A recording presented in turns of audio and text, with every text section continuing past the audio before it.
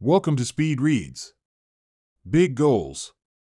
In 2005, the author Caroline Adams Miller had a breakthrough moment while studying positive psychology at the University of Pennsylvania. She encountered the work of Edwin Locke and Gary Latham on goal-setting theory, or GST, a science-backed framework that transforms how people set and achieve goals. Inspired by its potential, Miller made it her mission to share these ideas with others. Now, 15 years after publishing her first book, she's felt a renewed urgency to distill this knowledge into a practical, impactful guide. She sees it as a valuable response to a world grappling with a growing need for resilience and meaningful goal setting. This contribution takes the form of the Bridge methodology, a way of turning GTS into a series of actionable steps that can help anyone better realize their goals. The reasons we need better strategies. There's no shortage of self-help books out there trying to motivate you to achieve your goals. But the fact is, most of them are either incomplete in their approach or simply founded upon ideas that haven't been proven effective by any serious research. And yet, perhaps now more than ever, we need an effective strategy for accomplishing our goals in life. Many millennials grew up in environments that minimized competition and protected them from failure, leaving them unprepared for life's inevitable challenges and setbacks. Social media, with its images of curated perfection, has only added to rising rates of anxiety and depression, particularly as young adults navigate the pressures of work and relationships. Meanwhile, women in midlife often struggle with diseases of despair, with symptoms like depression and a loss of purpose, and this too comes from having a lack of tools to set and pursue fulfilling goals. For the most part, women have been left out of the equation when it comes to achieving goals in the modern professional landscape. This gets to the larger point. While traditional advice about achieving goals, like making vision boards or writing lists, may inspire, it often fails to address the deeper science of success. Academic research offers valuable insights, but is frequently limited to isolated aspects of goal setting, leaving gaps in practical application. Women and other underrepresented groups face additional barriers, shaped by societal expectations and workplace biases. More inclusive strategies are essential for addressing these challenges and unlocking the potential of diverse individuals. Now is the time to reimagine success. By blending lessons from the past with cutting-edge research, we can create a future of goal setting that is inclusive, sustainable, and deeply human. It's not just about climbing higher alone, but about building bridges that elevate everyone, creating lives and workplaces filled with purpose and possibility. In the next section, we'll look at how we can build that new vision on the foundation of goal-setting theory, a methodology that has a basis in the science of human behavior. The goal-setting theory, the story of goal-setting theory, or GST, begins with the psychologist Edwin Locke and Gary Latham, whose groundbreaking research transformed our understanding of motivation. Locke, entering the field during psychology's behaviorist era, argued that mindset matters just as much as actions. His studies revealed that challenging, clear goals yield better outcomes than vague or easy ones, with feedback serving as a critical tool for improvement. Meanwhile, Dr. Latham applied these principles in practical settings, further proving that ambitious, well-defined goals were the key to high performance and pride in one's work. Together, they built a framework based on specificity, challenge, commitment, and feedback, principles that drive success across diverse fields. GST thrives on simplicity, aiming for something just out of reach and taking deliberate steps to achieve it.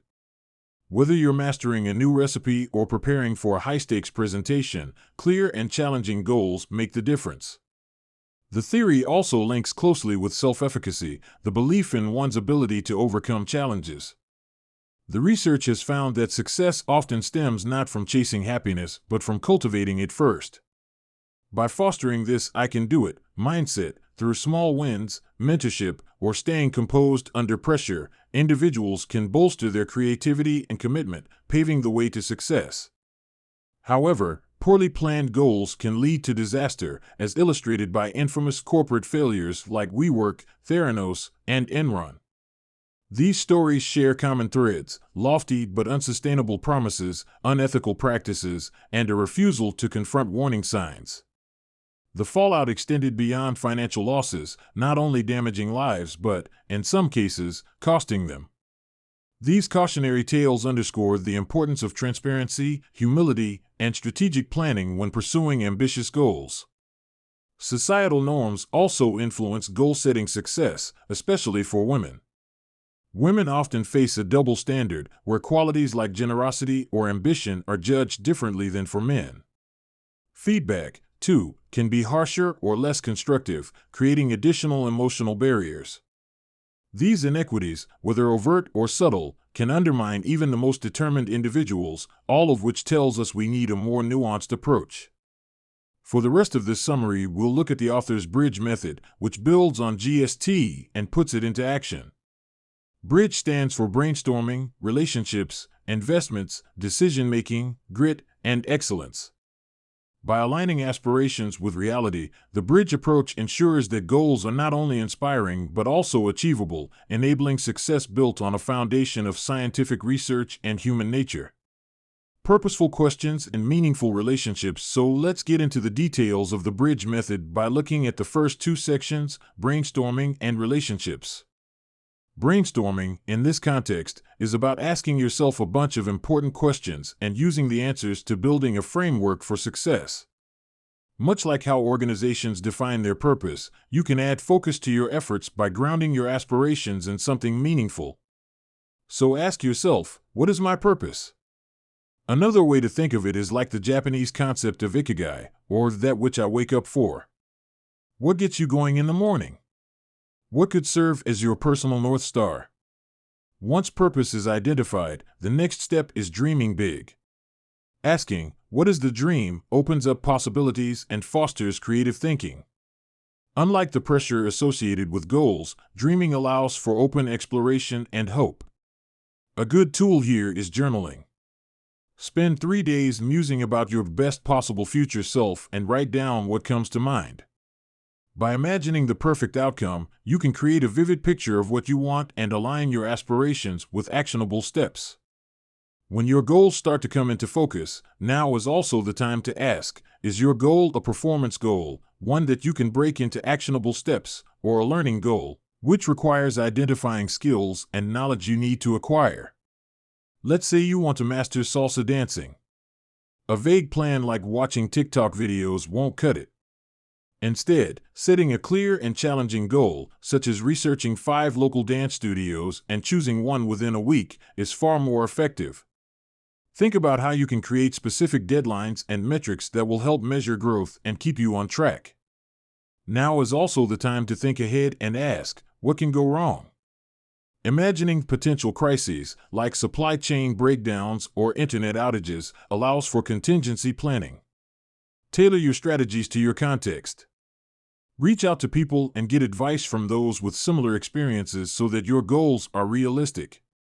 This leads us to relationships. Surrounding yourself with positive, supportive individuals creates a phenomenon known as the heliotropic effect, which can significantly boost your chances of success. The right people can be catalysts and nourishers who encourage and energize you. The wrong people, on the other hand, can be inhibitors and toxins who drain your motivation. Identifying and prioritizing uplifting relationships is a crucial step toward staying focused and resilient. There's a visual tool called a relationship mind map, which can help prioritize meaningful connections while weeding out negativity. So try sketching out a mind map of all the people you'll need to achieve your goal, from colleagues to collaborators.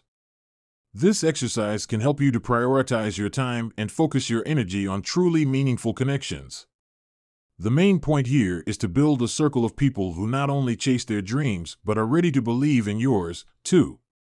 Making investments and smart decisions. The I in the bridge method stands for investments.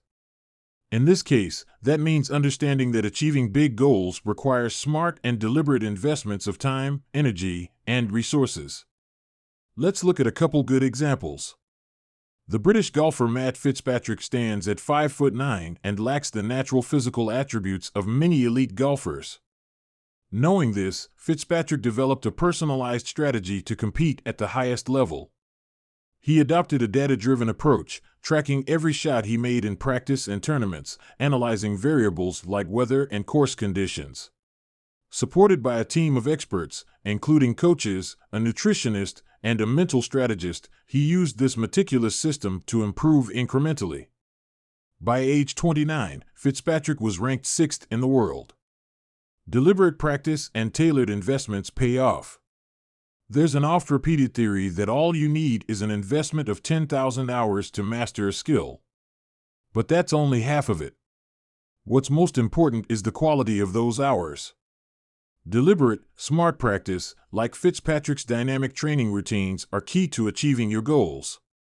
Strategic planning, budgeting, and seeking innovative solutions can help turn aspirations into actionable realities, even for those with limited means.